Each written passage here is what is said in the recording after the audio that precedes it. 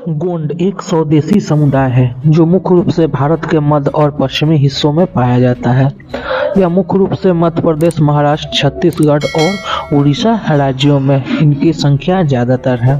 उनके आसपास एक समृद्ध संस्कृति विरासत है। गोंडों के पास वे अपनी कला, संगीत, नृत्य और अनूठी परंपराओं के लिए गोंड लोग जाने जाते हैं।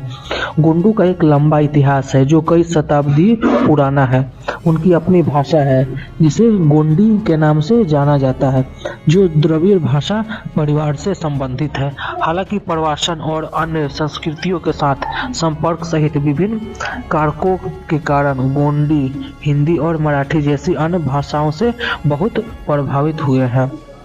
परंपरागत रूप से गोंड मुख्य रूप से कृषि और वन संबंधित व्यवसाय में लगे हुए थे।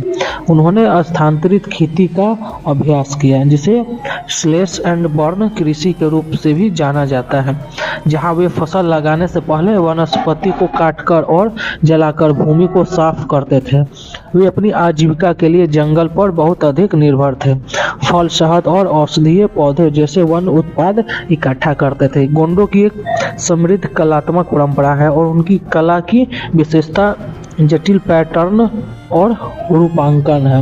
उनके घरों और सामुदायिक स्थानों की दीवार उनके दैनिक जीवन, प्रकृति और पौराणिक कथाओं के दृश्यों को दर्शाने वाली जीवंत पेंटिंग से सजी हुई है।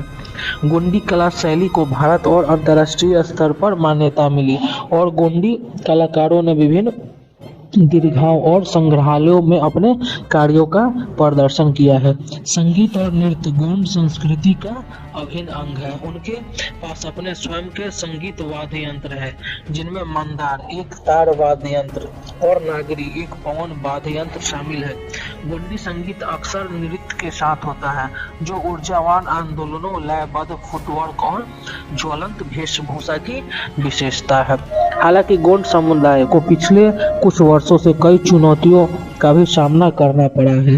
आर्थिक हाशिए पर आने, विकास परियोजनाओं के कारण विस्थापन और सामाजिक भेदभाव ने उनके जीवन के तरीके और सांस्कृतिक प्रथाओं को प्रभावित किया है। गोंड समुदाय को सशक्त बनाने और उत्थान करने और उनकी संस्कृति को संरक्षित करने और उनके मुद्दों के समाधान के लिए सरकार और गैर सरकारी संगठनों द्वारा प्रयास किया जा रहा है। गोंड समुदाय जातिवाद और पितृ पूजा में दृढ़ विश्वास रखते हैं। वे प्रकृति, आत्माओं और पूर्वजों से जुड़े देवी देवताओं के एक समूह में विश्वास करते हैं। प्रत्येक गांव में एक पवित्र उपवन होता है, जिसे देवस्थान के नाम से जाना जाता है, जहां देवताओं को प्रसन्न करने और उनके आशीर्वाद पाने के लिए अनुष्ठान यानी कि पूजा पाठ और समारोह का आयोजन किया जाता है। गोंड समाज एक पदानुक्रमित तरीके से संगठित है, जिसमें कुल या गोत्रमूल सामाजिक इकाई बनाते हैं। गांव का मुखिया, जिसे प्रधान के नाम से जाना जाता है, महत्वपूर्ण अधिकार रखता है और विवादों को सुलझाने, गांव के मामलों का प्रबंध करने और धार्मिक अनुष्ठान करने के लिए जिम्मेदार होता है। कृषि गोंडों का प्राथमिक व्यवसाय बना हुआ है, जिसमें बाजरा, मक्का और दालें जैसी फसलें उगाई जाती है। हालांकि भूमि पर बढ़ते दबाव और बदलती कृषि पद्धतियों के कारण कई गोंडों ने भी मजदूरी, हस्तशिल्प और छोटे व्यवसाय जैसे गतिविधियों में संलग्न होकर अपनी आजीविका में विविधता ला दी है। गोंडी व्यंजन स्थानीय उपज और क्षेत्रीय स्वाद को दर्शाते हैं। मुख्य खाद्य पदार्थ में ज्वार, चावल, दाल, सब्जियां और जंगली खाद्य साग शामिल है। पारंपरिक खाना पकाने की तकनीकों और मसालों का उपयोग करके विभिन्न व्यंजन तैयार किए जाते हैं, जिसमें एक अनूठा पाक अनुभव बनता है। गोंड लोग पूरे वर्ष विभिन्न प्रकार के त्योहार मनाते हैं। सबसे महत्वपूर्ण त्योहार गोंडी लोकोत्सव या गोंड महोत्सव है, जो उनकी कला, संगीत, नृत्य और सांस्कृतिक परंपराओं को प्रदर्शित करता है। इन त्योहार के दौरान समुदाय जश्न मनाते हैं, कहानियों का आदान प्रदान करते हैं। अपनी कला और शिल्प का प्रदर्शन करने के लिए वो एक साथ आते हैं। गोंडों ने कला और शिल्प के क्षेत्र में महत्वपूर्ण योगदान दिया है। अपने जटिल डिजाइनों और जीवंत रंगों के साथ गोंडी पेंटिंग ने अंतर्राष्ट्रीय स्तर पर पहचान हासिल की है। गोंड कलाकार उनके काम के लिए प्रशंसा, यानी कि गोंड कलाकार को उनके काम के लिए प्रशंसा मिली है। उनके चित्रों को दुनिया भर के संग्रहालयों और कला दीर्घाओं में प्रदर्शित किया गया है।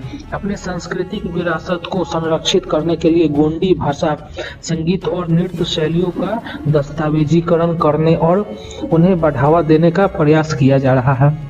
गैर सरकारी संगठन, सरकारी पहल और गोंड समुदाय स्वयं अपनी परंपराओं के संरक्षण और पुनरुद्धार की दिशा में काम कर रहे हैं। कुल मिलाकर गोंड एक विशिष्ट पहचान और सांस्कृतिक विरासत वाला एक लचीला स्वदेशी समुदाय है। चुनौतियों का सामना करने के बावजूद उनकी कला, संगीत और परंपराएं फलती फूलती रहती है और भारत की समृद्ध संस्कृति में क्या करती है, योगदान देती है। गोंड और केस स्टडी। गोंड को भारत की सबसे बड़ी जनजाति कहा जाता है। वे मध्य प्रदेश, महाराष्ट्र, कर्नाटक, आंध्र प्रदेश और छत्तीसगढ़ के कुछ हिस्सों में बसे हुए थे। ऐसा कहा जाता है कि गोंड नाम की उत्पत्ति तेलुगु शब्द कोंडा से हुई है, जिसका अर्थ पहाड़ी होता है। वे जिस क्षेत्र में रह रहे हैं वह क्षेत्र भी 15वीं से लेकर 18वीं शताब्दी तक एक शक्तिशाली साम्राज्य था और इस साम्राज्य को गोंडवाना कहा जाता था। कुछ स्थानों पर इन जनजातियों को कोई टोरिया कहा जाता है, कोहोरिया भी। गोंड लोग का प्राथमिक व्यवसाय कृषि और वन उपज एकत्रित करना रहा है। वे स्थानांतरित खेती करते हैं। कुछ स्थानों पर वे जीवित रहने के साधन के रूप में मछली पकड़ने और शिकार करने भी लगे हैं। सभी देवी देवताओं को वे पूजा करते हैं। उनका मुख्य देवता पैथियन मंदिर में है, जो दुनिया के सभी देवी देवताओं और संस्कृतियों को नमन करता है। गांवों का प्रशासन। गांव का नियंत्रण ग्राम प्रधान द्वारा किया जाता है। 12 गांव के समूह को बरहोत कहा जाता है। 7 बरहोत, जिनमें 84 गांव शामिल रहते हैं, 84 कहा जाता है। 7 बरहोत का एक समूह एक गोंड कबीले का निर्माण करता था, जिसे गढ़ कहा जाता था। गोंडावन साम्राज्य में कई गढ़ थे, जिन्हें गारा कटंगा भी कहा जाता है। अबुल फजल द्वारा लिखित अकबरनामा में गोंडों का जिक्र हुआ है। इस साम्राज्य में क्या है, गोंड साम्राज्य में 70,000 गांव हुआ करते थे।